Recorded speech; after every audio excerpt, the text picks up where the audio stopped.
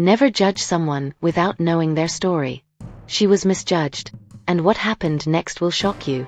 On the third floor of a modest apartment building lived 3 women: Maya, Lina, and Aria.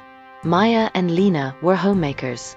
Morning tea on the balcony, afternoon WhatsApp chats, late-night Facebook caption discussions. They shared everything. Next door lived Aria. Quiet, reserved, independent. She worked at a private company. She drove herself to work. Every evening, on her way back home, she stopped for a while to teach a few street children. Sometimes she went away for a couple of days each month. She never bothered anyone. She simply kept to herself. One afternoon, while sipping tea, Lina leaned closer and whispered, "Have you noticed Aria from flat 402? I don't think she's a good woman. I have heard things. Sometimes men visit her at night, and she brings street kids home every Sunday. Something feels wrong." The words were soft, but loud enough to plant doubt. From that day on, Maya stopped smiling at Aria in the elevator. If Aria offered chocolate to Maya's little son, Maya quietly pulled him away.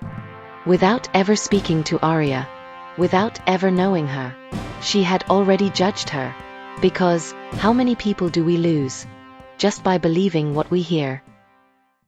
Then one night, everything changed. Maya's son suddenly developed a high fever. His father was out of town. It was almost midnight.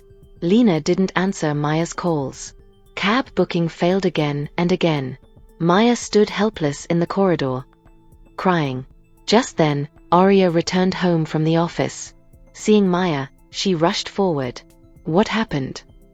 When she heard about the sick child, she did not hesitate. "Don't worry," she said gently.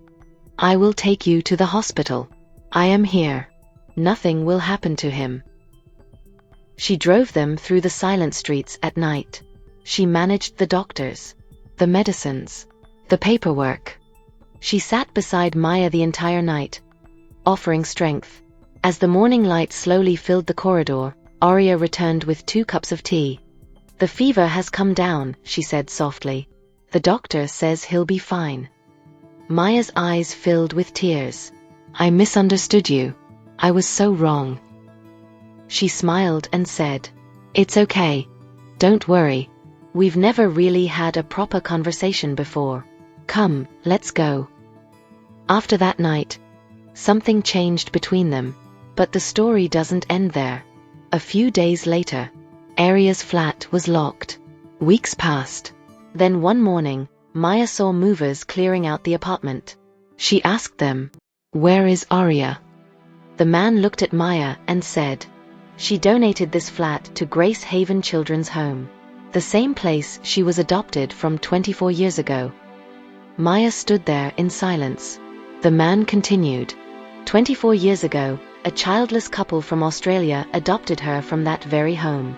2 years ago, she came back to India, hoping to find her biological parents." He paused for a moment, but she never found them. Last month, she returned to Australia. Forever. Maya felt a heaviness in her chest. The woman she had judged without ever knowing had been quietly searching for her roots all this time, and she had left without a word. Since that day, one question stayed in Maya's mind. How many people do we lose just by believing what we hear? Because sometimes, one whisper is enough to change everything. This story isn't about just one building. It happens in every neighborhood, every apartment, every Facebook timeline. Only the names change.